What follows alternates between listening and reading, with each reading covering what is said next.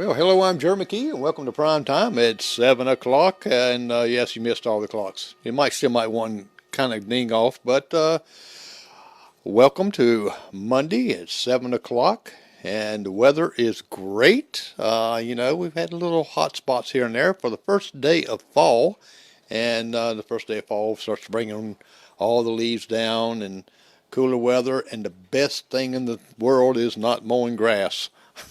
Again, so that takes a little time to do, and little hot weather it gets worse. Well, I'm Jerry McKee. Tonight we have a special guest. We got Stephanie Kitchens here with us, like with the S Kitchen. It's like we say Walmart's, right? But we got Stephanie here with us, and she's going to talk a little about. She's running for the Union Clerk of Court, and we're going to talk to her a little bit about her growing up, not all the funny stuff that we'll find out from her mother, but all the good stuff and what she does now, and just a little bit about her, and that way you get to know who she is. Remember, everybody get out and vote. It's November. Make sure you do that. If you don't vote, you can't complain. That's all I got to say to you. That's the first thing I ask someone when they start complaining is, did you vote? No. Nah, I cut them off. Okay. Well, let me switch over and get Stephanie's face on here. I always get the guests better because they always look better than I do. But Stephanie, how you doing? I'm doing wonderful. How are you? I am doing great. And now, tell us a little bit about yourself, Stephanie. And have you always been a native here in Big Yes, Union sir. County? Yes, sir. I have lived in the Foster Park area roundabout all of my 49 years. My parents are Maxine and the late Cecil Candler. And my dad's from Lockhart, actually, and mom, a little bit from Packlet and Union, both. I have a brother, Mark Candler, who is deceased, and a sister, Charlene Bailey, who is married to Roger Bailey, not the Roger Bailey from the bank, but the Roger Bailey, his parents are Hilda and Carol. I, like I said, grew up around the Foster Park area, and back in 2004, I married David Kitchens. David, we have two children, one each. I have Anna, who has had my very first granddaughter.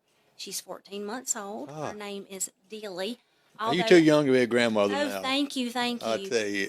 Anna does not like me to call her Dilly. That is her nickname that I have for her, and of course she answers to it. And then David has a son, Michael, who just recently married Kentrail. So we have a new daughter-in-law. Just love her. Uh, that's that's my Well, family life, pretty much. well, that keeps you busy. Does the what does the granddaughter call you as far as? Well, right now, nothing. I wanted her to call me Meemaw, but Anna says that I'm not old enough to be a Meemaw. So she calls me G Mama. G So, Mama? so maybe she will call me G Mama. Now, I have a great niece. Her name is Logan, and we spend a lot of time with her. We adore Logan. She calls me Tessie.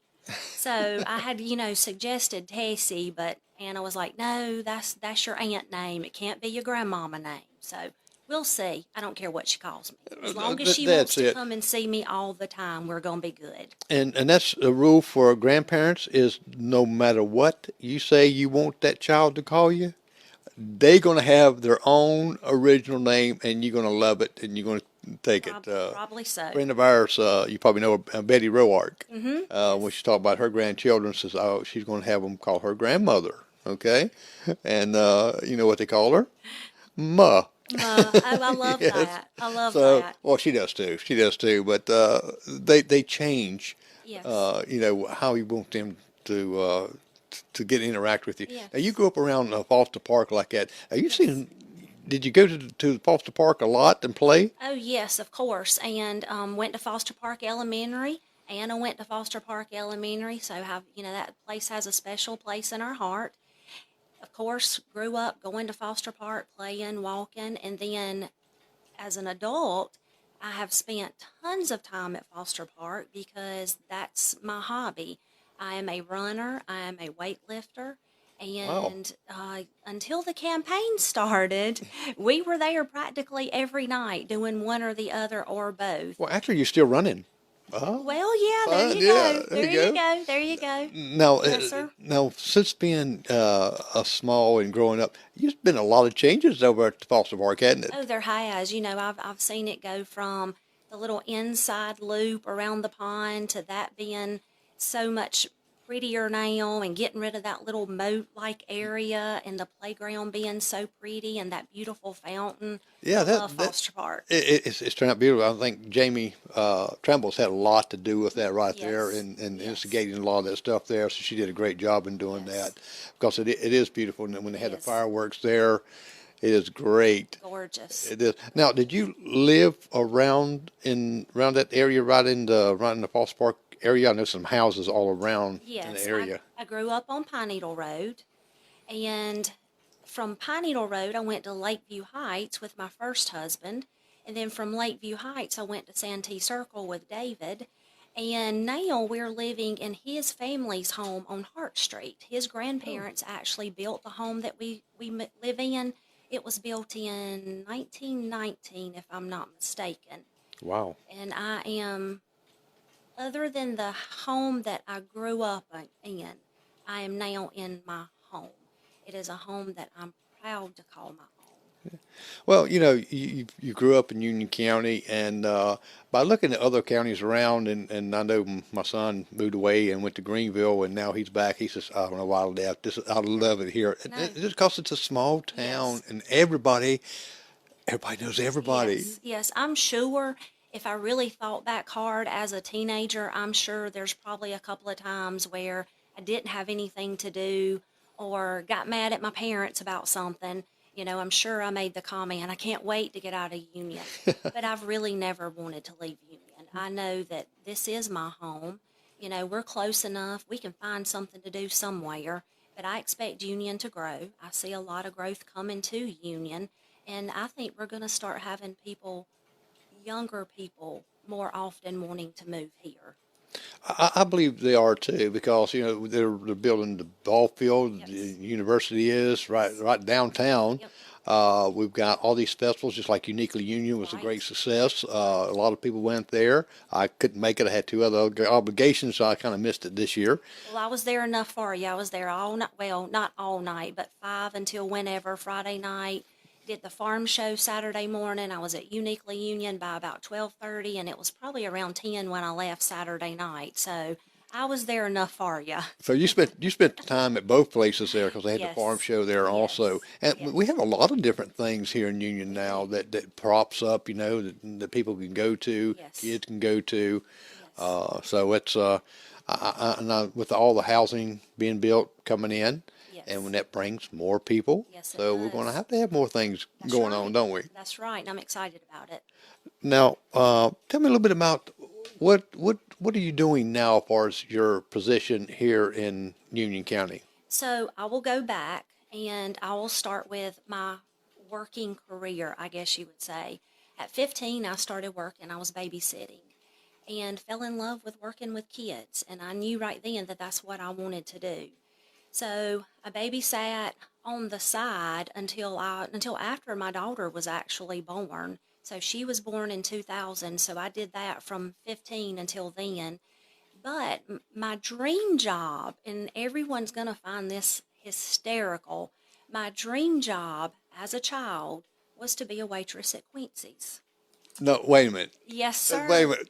You Yes, you mean sir. your dream job was to That be? was my dream job. So before graduating high school, my first official job was Walmart. So I worked almost every department at Walmart. And then I went from Walmart to the YMCA. So at the same time of working at the YMCA, I also worked at Quincy's. So I accomplished that dream. And I'm going to tell you, I learned some wonderful work ethics there at Walmart and Quincy. So at Quincy's, Cindy Hayes, Marie Atkinson, Sue Farr, and Esther Steele. I love those women. And I learned a lot about how to treat the public and how to smile no matter what. And at Walmart, the main thing then, and that's been more than 30 years ago, was the customer's always right. And that's the biggest thing that I took from Walmart. So I've carried that with me for more than 30 years. But then after graduating high school, after working at the YMCA, the opportunity came up for me to start working at the recreation department. So January of 1998, I started working full-time at the recreation department, and I did a little bit of everything there. And the biggest thing with working there is I got to work with my best friend. Though at the time I didn't know he was my best friend. I knew him, I knew that he was my friend, but Chuck Barber, we worked together daily, just super, super close. So I got a best friend out of a really good job. Well, wait, look, now let's go back to Quincy's here. Okay. All right. Now you love that job, and you got to learn a lot of stuff there. Yes, I did. Did you learn how to make the bread? No, sure didn't. Sure didn't. Well, now I was going to say, we need to. No, I tell you, Jerry, I can cook. And my husband will tell you that he hides all of my presents in the oven because I never use it. I don't like to cook. I can do it, but I do not like it, so I do not do it. I can cook some things like I used to do catering and I eat my sculptures and wedding cakes, all that stuff like that. Nice. Don't do it no more. Nope. No. Since I married Dad and I don't even cook. Why should I cook when she cooks the best? Exactly Right? right. That is exactly right. So your husband cooks? No, we do not cook. We usually eat out. Well, we do now. I mean, she cooks a lot still yet, but we still eat out a lot. Right. Now, in working each one of these places growing up, it really taught you some things as far as work ethics, being on time, and responsibility. Yes. And actually, I think it's great. I think everybody should able to work dealing with the public Yes. because it is a Yes. total different ball game. It is, and it's not for everyone. No, it's not. No, it is not. It is not. I love the public. I've always liked working with the public. I've never had an issue talking with people. I've never had an issue with talking to strangers. Number one, because I love to talk. At Foster Park, when I was in elementary school, we had a grade for conduct. Most of the time, I got a C in conduct because of talking. I was never in trouble, never got in trouble for anything, but I did like to But the talk. talking, yes. I like to talk. Yes, sir. Yeah, I think the school's teaching, I know Sims is teaching these children on how to, they have a little newscast each day and they have different children telling the news, one telling sports and stuff like that. And it's kind of like a little video thing that they use. And I think it's great. It gets them used to talking Yes. in front of a camera, in front of people, and expressing themselves. Right, right. So, and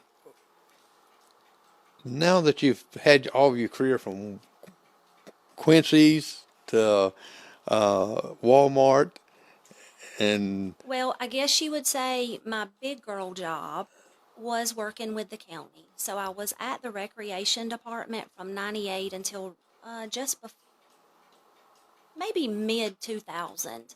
And from the recreation department, I started working with the victim advocate's office. And with the victim advocate's office, that led me into working with criminal court a little bit. right, So I got to experience that. And with the victim advocate's office, because thankfully our caseload was really small. And a lot of times we had downtime. So while doing that job, I was kind of brought in as a floater in the courthouse. So while working with the victim advocate, I served as a floater, and that led me to working in every office in the courthouse at the time, except for the magistrate's office and the sheriff's office. So I got to experience each office for a few days here and there. right. Even working in the clerk's office, Miss Francis was out on medical leave, so I got to fill in there for a little while. So, I'm not going to say that I have a lot of knowledge of it, but I was there for a very limited time. Tell me a little bit about the victims advocate. What was your role there? What did you do there? I was the administrative assistant there, and the victims would fill out paperwork, and I would sometimes help fill out that paperwork, and I would make sure that that paperwork was entered, answering the phone, doing a lot of filing, and I would pick up paperwork from the sheriff's office and the city. Yes. So it's a lot of detailed things that actually you were that is not secretive, but that you had to keep Oh, confidentiality. yes, sir. It, Yes, it sir.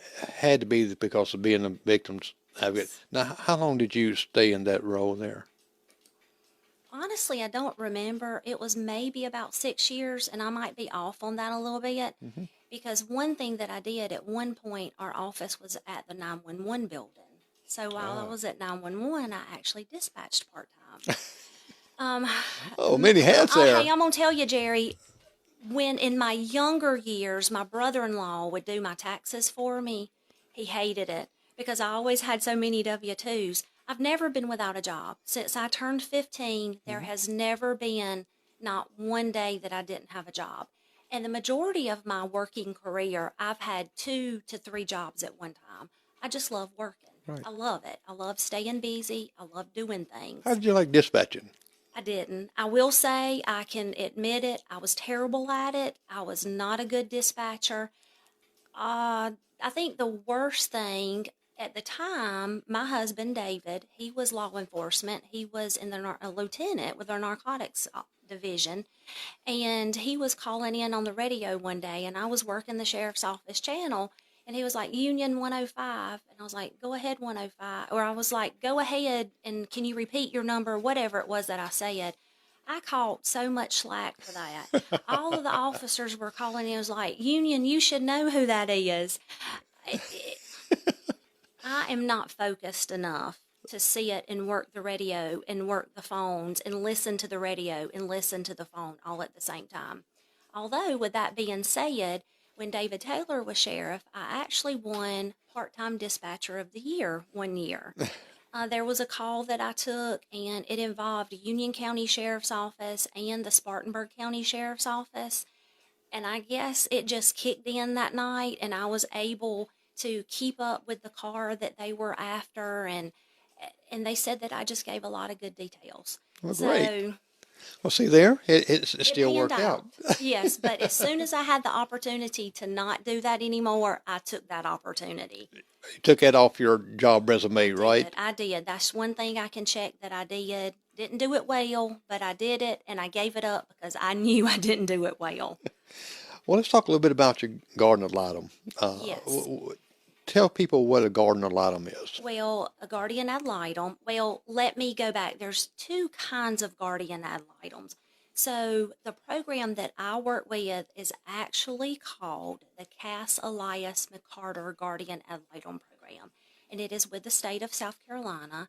And we work with families who were involved in DSS cases. So once DSS takes a family to court, there is a law that the children in that family must have a guardian ad litem appointed to them. That guardian ad litem does their own investigation as to why that family is involved with DSS, Hmm. and then they go to court for those children, and they write a report to the judge with the investigation, the findings that they found, and they make recommendations to what they feel is in that child or those children's best interest. Now, doesn't mean that that's what the judge is going to order, because DSS is doing the same thing. The parents, they have the opportunity to have an attorney. That attorney or those parents are going to make recommendations also. So it's up to the judge as to what is actually ordered for those children. So we're not attorneys by any means, but we are the voice for the children in the courtroom, because our goal is to keep children out of the courtroom. I don't want Right. any child to go into a courtroom and have to testify. So my goal is to present that case as best as I possibly can and fight for that child not to have to go into court and make some good recommendations for them.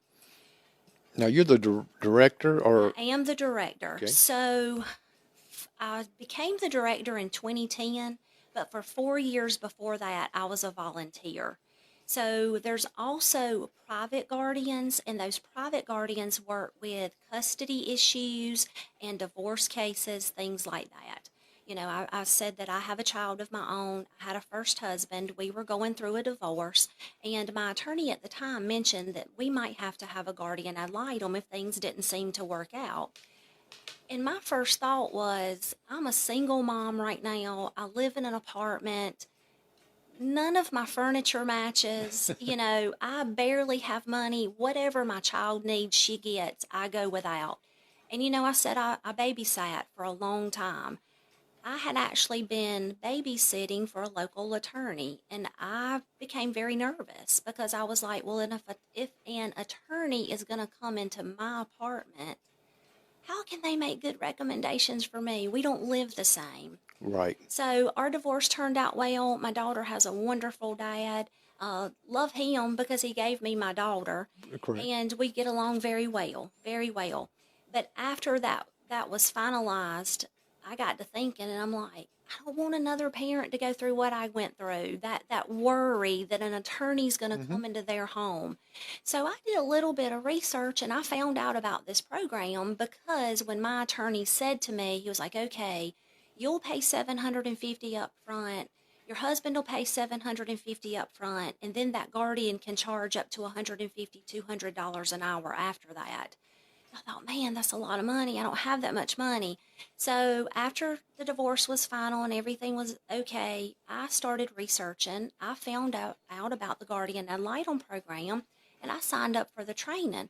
Now, I will admit, I was all excited. I'm going to be able to help these people, but then I'm going to get paid some really good money. You know, I was excited about it. So I went to York, went through the training. The guy's name was Harry and Lillian, and I thought, man, this is some awesome training. I think it was 2 nights a week. So the second week, the second night, we were sitting there and we were learning all this good information, and Miss Lillian says, okay, now when you volunteer for this program, you know, you don't get paid mileage and you don't get paid to go to court and you don't get paid to write these reports. And I was like, what? So I went home and I talked to David because we were married at the time. And I was like, I don't know what I've done. I've messed up. I'm at the wrong place. And I was like, well, you know, I've already been through 4 sessions. I might as well continue. So I ended up volunteering for 4 years, loved it. And at the time, the program was based for Union County in York because that's our circuit. Right. So I was traveling back and forth to York to get paperwork, to turn in paperwork, things like that. And then Mary was the director, or actually we were referred to as coordinators at the time. Mm-hmm. So Mary Hoffman was the coordinator, and she said, Stephanie, this position's going to be coming open in Union. We're going to open an office. Are you interested? I was like, I don't know. Let me think about it. So I researched it. I talked to her, you know, a good bit, and I was like, yeah, I think I will try. So I was lucky enough, and they hired me. So I've been started out as the coordinator. That title was changed about 2 years ago, I guess. So I've officially been the director since 2010. Now, being a director, like yourself, you were before then. You were volunteers, Yes. and do you get a lot of volunteers, or do you still always recruiting for volunteers? Because I know in that capacity of being that close to families, to children, Yes. you sometimes you gotta have a heart of compassion, but you also gotta have a tough skin, You right? do. You do. So when I first started as the coordinator, part of my job was recruiting, training, and maintaining volunteers.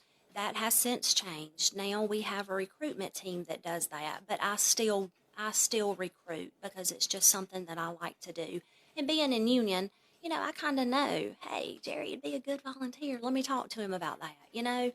So started out with a handful of volunteers. It's fluctuated throughout the years. You know, I've gone from 8 volunteers, I've gone to 12 volunteers to 4 volunteers. Right now we have 5 volunteers. And I will say we need more volunteers. Right. Our caseload in Union is not huge. It's not like Spartanburg. It's not like Cherokee, but it's good. It's not a good thing for Union. You know, we don't want a big caseload. We want to make sure that we keep that as low as possible, but we also want to make sure that our kids are safe. So it's kind of, a double-edged sword. Right. Well, you got to have, even like you said, sometimes you have 10 or 12 like that, but you got to have enough on staff to where you're not going to burn out your Right. volunteers, right? Right. And in union, I am the only staff member. So with that being said, I manage the volunteers that I have, and then I do all of the computer work, and I do all the monthly reports that has to go into the state office. So I do it all. And for the most part, I don't want to say it's easy, but it is easy because I have been doing it for so long and I know what to do. Now, does the volunteers bring you their paperwork to kind of go over with it, or consult you with everything before they even go to the courtroom? Yes and no. Yes and no. So pretty much everything is done by computer. We have templates for our reports. They fill out those reports and they send them to me. Now, when we have a new volunteer, I'll always go over those first reports with them, making sure that they've got the information that they need.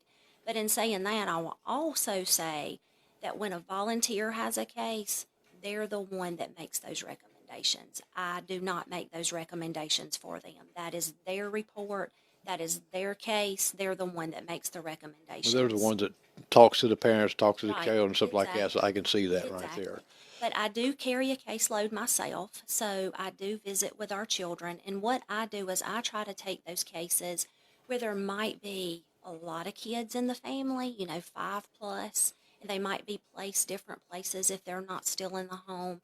Or we have children who are placed out of county. I try to take those cases so that the volunteers aren't having to travel because we do have to visit with the kids monthly. Okay. Well, we're going to switch gears. We found out all about you and that you love the career working at Quincy's. But Quincy's left, so that's career's done flew out, done gone. That's right. That's right. Unless you're going to Florence, Yeah, no. but you're staying here in Union. You are running for the clerk of court position. Yes, sir. You're a candidate. What made you want to tackle that position? Well, it was not something that I dreamed of course, and it was not something that I actually thought about. I was approached by the Republican Party about running for clerk of court. When they approached me, I laughed. I will be 100% honest. I was like, no, that's just not something that I've thought about, not something I've ever thought about doing. And I actually said nobody would ever vote for me. Nobody likes me. Nobody's going to vote for me. And I think, a lot of times people have that kind of outlook on themselves if they ever thought about something like that. So I was told, think about it. Talk to whoever you need to talk to about it. Think about it. No pressure whatsoever. So I did think about it. I talked to my husband, talked to my mom, talked to my daughter, talked to my sister, and talked to my nieces. And I will say they were all very positive, except for David. And he was like, Stephanie, that'll just take a lot of time. Do you know how much time that's going to take? That's just going to take so much time. And you'll have to talk to people. You're going to have to just go up to people and talk to them. And are you sure you want to do that? And I was like, yeah, I love doing that. And I will also say, I'm not a person, and I'm not going to say to anybody that I'm a person that prays about everything, and I pray daily, and I pray. But I pray for the important things, and I know everything's important, but it's something I did pray about. Right. And I found it in my heart that it was something I needed to do. And I still had to think about it. I still was like, I just don't know. But prayed about it a little bit more, talked to my mama a little bit more, and talked to my sister a little bit more. And I finally decided I'll give it a shot. I can give it my all because I have the outlook that if you do something, you do it right and you do it the best that you possibly can. If you're going to halfway do it, don't do it. Well, talking about praying for specific things like that's what I tell when I'll say a blessing over the food. I say directly the blessing over the food. I don't bring in world peace and all this Right. right here. Right. Because most time most people are hungry around there anyway. They want to eat. That's right. But you be specific, and you're right. We pray about all different things, but some things we have to pray directly for. Yes. And you went to the best person for advice, yes or no, because they're very honest with you, and that's your mother. Yes. Exactly. Exactly. Now, in going into this, I know the political arena is new, and can be ruthless by which we hear of some like that. I can't see you being ruthless, though. I mean, but I think you got to have a certain personality to meet with people. You've been meeting with people all your life, Yes. from Quincy's to Walmart to your position now. You're dealing with people all the time. Yes. And in this position here, being in a small town, you could be looking at your neighbor, kin people, all kind of people, and sometimes you might get to a place where I don't want to go out to eat because I'm going to run to here. Because sometimes I have to go out of town. Sometimes me and Edna to eat. Well, and I'm in that position now. You know, with the children that I work with, a lot of times the recommendations that I'm making for those children, the parents are not happy about. You Right. know, you're they're parents. Parents want their children home. They want their children home, and oftentimes I have to recommend that those children stay in care or stay with grandma or stay with aunt and uncle. And parents aren't happy about that. Right. So, it is difficult sometimes seeing people in Walmart and, at Hardee's, but it's just fact of life. And you just have to smile and wave and go on, because that's one thing, that's work. Out in public is public life. Right. And I've never been approached but one time about a case.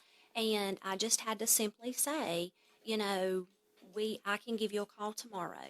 If I don't call you before you think I should, you call me and we will definitely talk about it, because it's all confidential and I don't want to stand in Walmart and talk about that, because that's not anybody's business but that Well, family's. right, and you're correct. You got to separate when you're working for the public. You've Right. got to separate the time that you're at work Yes. and time that you're not. Well, Now, and in saying that, I can also say my phone rings constantly. It's weekends. It's after 5 o'clock, after 5:30, and that's fine. If I'm in a place where I can answer that phone, if I'm at a place where I can answer that text, I will. But if I'm sitting there with my family and I can't talk to that person in a confidential manner, then I don't answer that phone. now, how would you feel? Because I know the clerk office sometimes they have to work late because the courts run late. They have to get paid certain things filed and things like that. So sometimes people think it's a 9 to 5 job, but No, sometimes it goes up, probably about 8 or 9 o'clock. Sometimes, not right. not every day. That's right. But you just said that I mean, you kind of like not a workaholic, but you don't mind if it has to get a job done, you stay to get it done, correct? Yes, oh, of course. And right now, my hours are actually Monday through Thursday, 7:30 to 5:30. And they gave us that option with the state just a couple of months ago. But like tomorrow, I'm probably going to be leaving 6:30, 7 o'clock, because I'm going to be headed to Somerville and visiting a few kids there, visiting a few kids in Orangeburg. So I might not make it home. You know, it might be 6:30 or 7 before I get home. And that's fine. That is perfectly fine. My family has known ever since my child was even little, that I might be home at 5 o'clock and I might not be home at 5 o'clock. We'll just have to wait and see how the day goes. I don't mind going to work early. I don't mind staying late. Now, and this something that you're used to doing. How would you maintain the confidentiality and security of information that will be given to you when you become clerk? How would you handle this? I know you're not in an office like that, Right. but you handle something similar now, Well, correct? yes, every piece of paperwork that I have is confidential. The only people that's privy to any paperwork that I have are the plaintiffs or the defendants in the case. So it'll be the same. It'll be the exact same. So right now, it seems like it's every other week, but I think it's every 6 months. I have to do a training online about confidentiality, the securing of records, the security of talking on telephones, everything like that. And it's videos that you watch, and it goes through scenarios of how do you keep that telephone conversation confidential if somebody walks into the office. Right. And it will be carried in. When I'm elected as clerk of court, I'll make sure that that staff gets that exact same training that I've been getting now for the past 14 years. Well, we have similar, same training with the company, and now with social media, papers laying down on your desk, and somebody walks in, they kind of glance down and look at things. A lot of the stuff you're going to have in training that you need to shut your laptop, you need to turn your phone over or something like that. In certain websites you don't go on, and especially Facebook. Exactly. So, and I know that there's restricted areas in the courthouse, and that will be strictly enforced. If it's a restricted area and you're an unauthorized person, you will not be allowed into that restricted area. Okay. I think that's very, very important. Right, because people's lives are there, and Exactly. we got some nosy people. Exactly. And you mentioned Facebook. I love Instagram more than Facebook.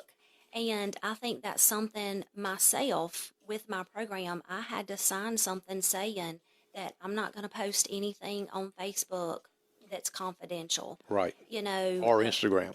Or Instagram. Yes. I know the last few weeks I have been really lucky that one of the cases that I've been working on in Spartanburg, because I also work in different counties, I help out.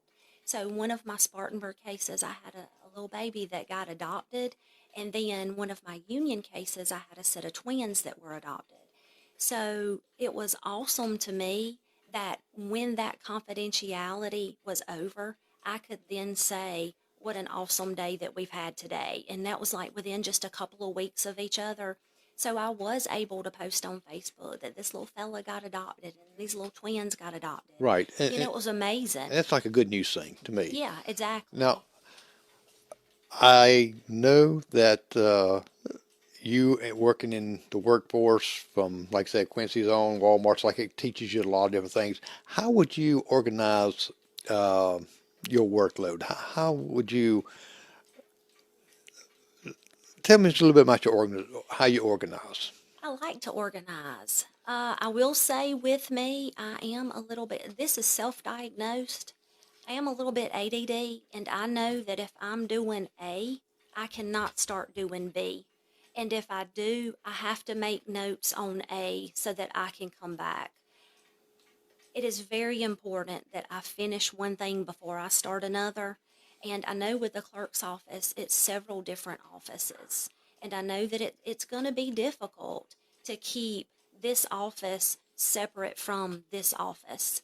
And I know that what I use now to keep things separated, because I've got my volunteers that I work with and their cases, and I've got me and my cases and my computer system that I have to work with. I know my system now, and I know that when I'm elected, that might have to change a little bit. I might have to focus more this week on the family court because that's what's here this week.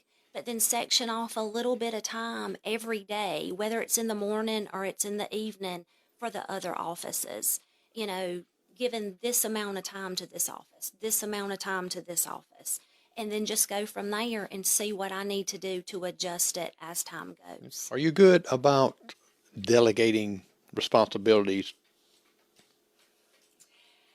Yes and no. Like I said, I like things to be done right. And I know that with things I've done in the past, it's just been easier for me to do it because I've always said, if it's not done right, it's on me. It's my responsibility.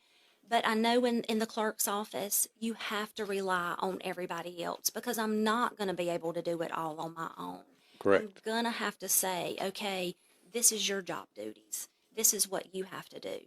And this is your job duties, and this is what you have to do. And then just ensure and manage them and support them in doing those jobs. And then let me just be the overseer of it. Right, because you don't want to, one thing, burn yourself out. No, And no, you got a staff like that, you want to include them as your team. You yes, work together, and that's yes. great. Uh, the job you're doing right now, which aspect of your work you enjoy the most? Seeing the kids. So, David, and he might not like it that I'm saying this, he has a nickname for me. He calls me Mother Teresa on Noah's Ark because I want to save every child that I see and I want to save every animal that I see. We were actually riding around a couple of Sundays ago, and I don't know if it was a dove or a pigeon, but it was snow white and it was sitting on the side of the road. And when we rode by, it didn't move. Then we came back by a few minutes later and it didn't move. I was like, David, stop. Stop and get it. It might have a tag on it. We might can find somewhere for it to go. No, Stephanie. And I'm the same way with the kids that I work with. With our program, a lot of times people will say, I can't do that. I'll get too attached. I won't be able to. And you do get attached to children. There's several children that I've worked with over the 14 years that have just had a special place in my heart, and I've lost sleep over them, and I've worried about them. I've got one right now that I've talked to her 3 times today on the phone. She's a teenager. I'm worried to death about her. I'm going to see her tomorrow, but I know I'm doing the best that I can for them, and that's all I can do. So you And enjoy the children I do, and getting to know them, even though they're going through a lot of in their life right I now. do. So, and to be a gardener, a lot of them, you have to be that. You You have to have love to. children. You have to. Now, in your job also now, and this is kind of going to relate to when you get into clerk's office, is that how would you determine your priorities and when you have a numerous task due? The most important, the one that's due the that's due first, not the first. First, that's what you got to do first. You got to prioritize what's the most important down to what can wait until last. And something else, and I didn't mention, I make notes. I make a lot of notes, and I'll check off when I get those things done. And sometimes you have to go back and reorganize that list. Right. You got to be able to go with the flow. Just because something's supposed to happen at 12 o'clock today doesn't mean it's going to happen at 12 o'clock today. You got to go with the flow. Now, how, what has really been your biggest challenge in your job right now? Having enough volunteers. That's the one thing that I've always wanted with this program. Always wanted to have so many volunteers that the volunteers who had cases only had one case, and when that case was finished, they could take a couple of months off without having a case. And I've never gotten to that point, and that's heartbreaking for me. But it's just where we are. It's hard for people to volunteer because with us, even though I'm not asking anybody to give money, but it's given your time and it's given your gas and things like that. And it's Right. hard for people. Okay. And what is your vision of going into the clerk's office? What do you see that you kind of would prioritize again on that way that you've been in there before and done some things from all over the other offices too. What is something that you got in your heart and mind now that you could see to better the clerk's office? Let me start by saying the reason, after, thinking, praying, talking, the reason that I want to be the clerk of court for Union County is because I have a love for Union County and things that I've had happen in my life, things that I've accomplished, heartaches that I've had. I've always had the community behind me, And there's been few times where it's not even just my close family and my close friends. It's been people that I didn't even know who have supported me. So my goal when I began working for the county in 1998, because my every role that I've had has been helping people. That's what I've wanted to do. So now I'm working in Union County full time, but I also help out in Spartanburg. I've helped out in Cherokee. I've helped out in York. I've helped out in, there was one other, Greenville. I've been in Greenville. I've actually been in court in Columbia for a family court.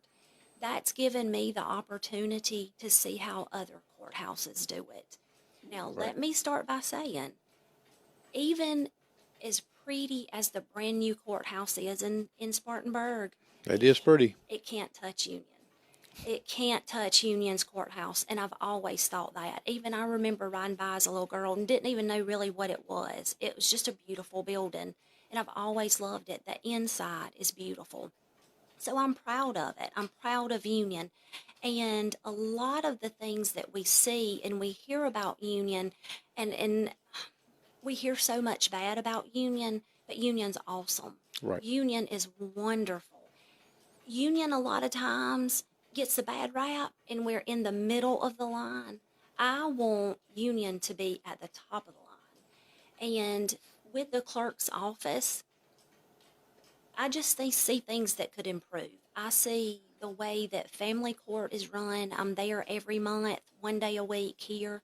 You know, I'm in Spartanburg. I'm everywhere. And I just see little different things that could be improved. Mm-hmm. You know, and So you I'm can not, bring some of the knowledge that you've been from other courtrooms around the yes, state, uh, even in that aspects of it, to see some improvements. Like, yes, I don't care how long you've been in one position, always something can be improved. yes. You know, and in saying that, I'm 49 years old, and change sometimes is, oh, we gotta change. But then again, I'm not so old and not being ugly or disrespectful. I can change. I might not like it. It might take me a little bit to get used to it, but I can change. I can go with the flow. If it needs to be a big change, I can do that. And I'm willing to do that. I'm willing to give it a try. And you know, sometimes you have to try things and it might not work and you have to step back. Correct. And then you might have to, let's try something else. Now, now, court records staying up to date in a lot of the deeds and records and stuff like that. Uh, do you see anything that that maybe can uh, ensure that these items and these dates, these records will be kept up to date as something that could be more modernized or in a different method of a way that that you see that possibly can even without being in the court Yes. right now. I know that a lot of our records have begun the process of being digitized, and there's more that could be done. And I know it's a slow process. I know that it takes time, but it is something that I would move along with. You know, let's get it started. Let's not wait next month. Let's find out where the money is to get that done right now and let's start getting that done. You know, I was telling somebody the other day, when I go to court, I take a humongous bog bag and it's loaded down with my files because I like to be able to pull that paper file out and I like to look at it. But that's not the way of the world anymore. People want to pull that up on the internet. They Instantly. want to pull it up on the computer. You know, I actually talked with a classmate of mine who does not any longer live in Union, but he owns property here. And he was like, Stephanie, I just want to be able to be sitting at, you know, Myrtle Beach or Jamaica or wherever I might be this week and pull that information up and know if I can do something with that property. That's what we need. That's what we need. That's where we need to get to. Right, and I agree because this day and time, everybody wants everything instant, It is. and don't want to go out. No, I don't want to go there and stand in line, but I can just pull it up, exactly. and that would be a good thing if everything was get digitized Yes. pretty quickly because the time you get to that, you know technology changes It's very changing. quickly, That's right. very quickly. I'm sure that in the past, the microfiche, they thought this will never change. This will be this way That was forever. greater than beans, wasn't it? Exactly. Exactly. Now, you're going to be in the courtroom, and you have been in the courtroom, and it's a stressful environment. It can Yes. be very stressful, even in criminal cases on up to, well, some of the murder cases and things like that. How would you communicate with people to ensure that they would stay calm when these stressful situations happen? I do it all the time now.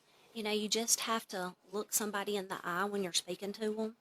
You have to assure them that even though what's happening may not be what they want to happen, it's what's happening. And you're gonna have to just handle it for that second, that minute. You're gonna have to accept it. Stay calm, move along, and then when you're out of the courtroom, when you're not around everybody else, that's when you're gonna have to deal, with what's going on.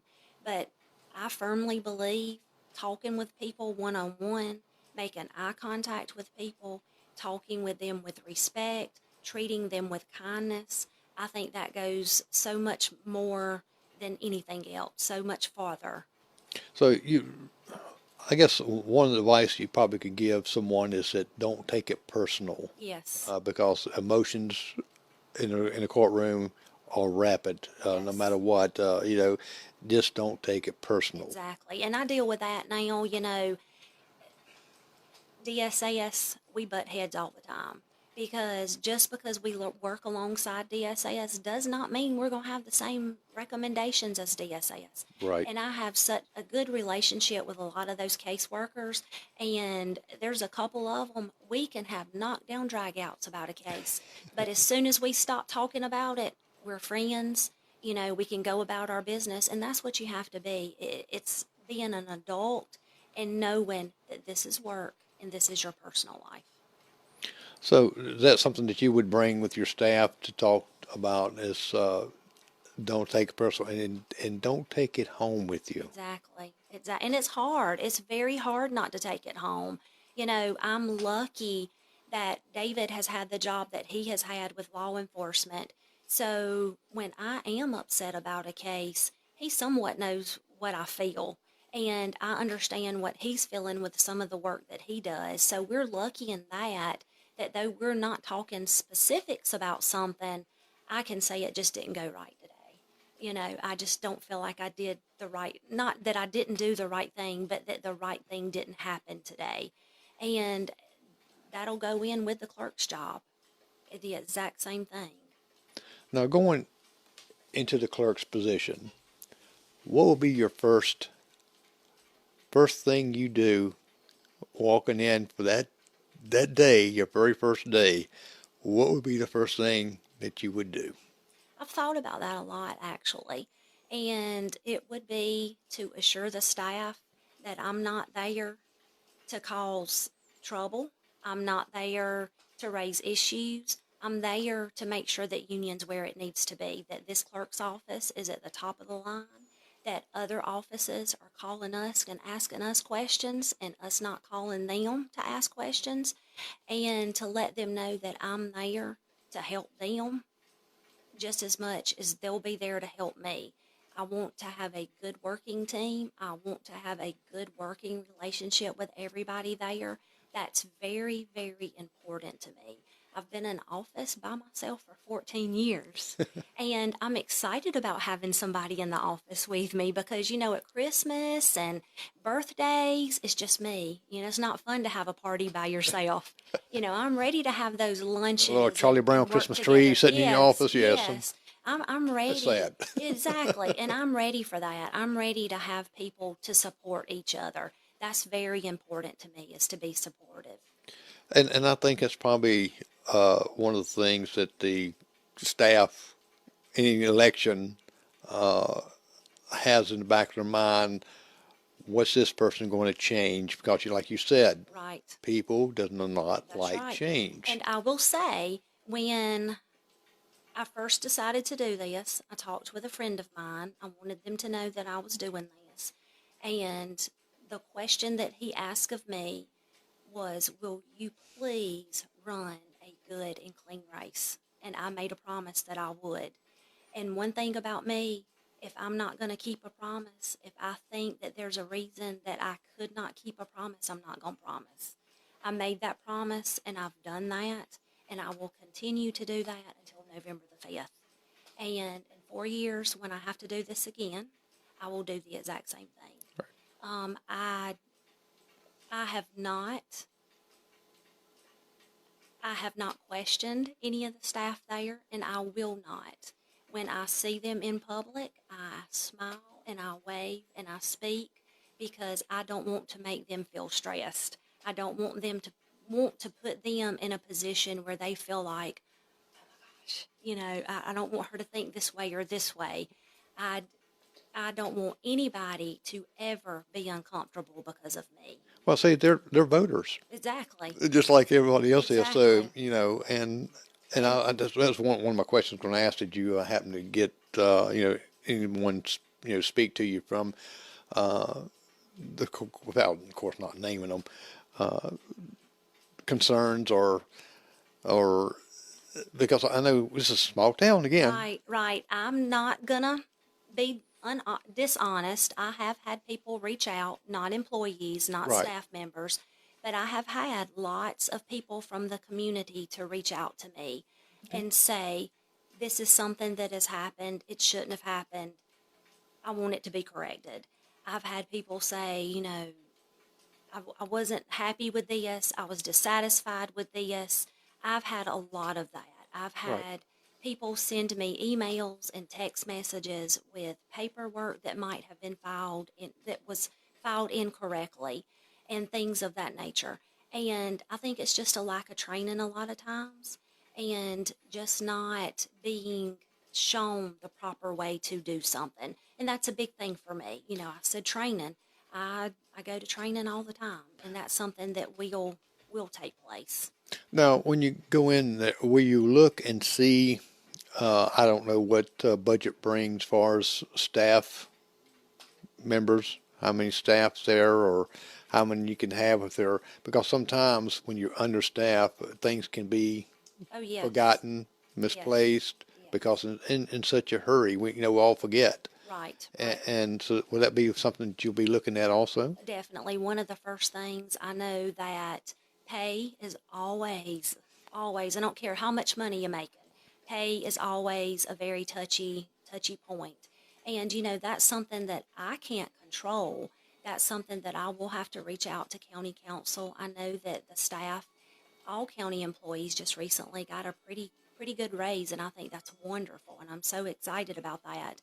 But I will reach out to county council. It's going to be a lot of working with them, working with the lady in finance to make sure that we are where we need to be, and see if we can do something about that.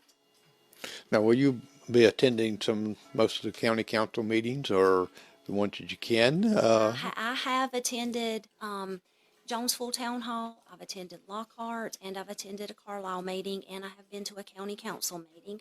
And of course, once I get elected, I will attend all the county council meetings, because I think that's very important. As an elected official, you should be there. You should know exactly what's going on in your county. And, the town meetings, I will attend those as much as I possibly can. There again, I'm not going to make a promise that I can't necessarily keep, but I will attend those meetings as much as I possibly can. Right, because there's a lot of times you don't have no control of where you're going to have to be at Exactly. sometimes, particular Exactly. times like that. I know that Philip Russell always asks, is any elected officials here, Yes. he recognizes them at the meeting. Of course, I live stream it for them, Yeah. so if you happen to miss it, you can always go back and Right. look at it too. Right. Well, Stephanie, it has been a pleasure having you on here talking about from A to Z. It's already that top of the hour. I Yes. told you to probably go quick. Oh, yeah, I could sit here and talk another hour if you'd like And all, to. but it's I think that you asked, answered a lot of questions that people maybe had on their mind, and that's great. So I think that you'll be a great candidate and a great clerk of courts. Well, thank you so much. Well, well, you've heard from Stephanie Kitchens, and We're going to maybe work on a debate later on. I don't know if we're going to get time or not because of the time frame is going by pretty quick. But you can stay tuned. Next week, we're going to have T.G. Shepherd, and he's going to be on my podcast next Monday, if I'm not mistaken. And I'm not, but you can listen to that right there. But if you have any questions, you can always contact Stephanie. She's on the Facebook page, and she's on Instagram mostly, so you can probably catch her there quicker. Right. And or give her a call, or I'm sure you can find her. So I'm Jerry McKee, and thank you for watching Primetime with Jerry McKee. And let me cut my eyes over this way and say goodbye, and have a great